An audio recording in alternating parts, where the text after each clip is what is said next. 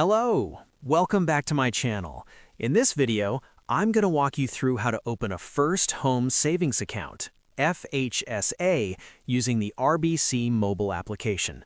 So, once I open up the RBC app, I head down to the bottom right and tap on More. From there, I scroll down to Products and select Open an Account. Once I'm on that page, I go to the bottom and press on Investments. At this point, I can choose between RBC Investees, RBC Royal Bank, or RBC Direct Investing. Since I prefer a more hands-on approach, I go with RBC Direct Investing, but you can open an FHSA through any of these options. After selecting that, I scroll down to where it says Choose Another Account, and I find the option for a new first home savings account. I tap on the drop-down, hit Continue, and then move forward by verifying my personal details, like my name and date of birth. Overall, the process is pretty simple and straightforward, and it's a great way to start saving toward your first home.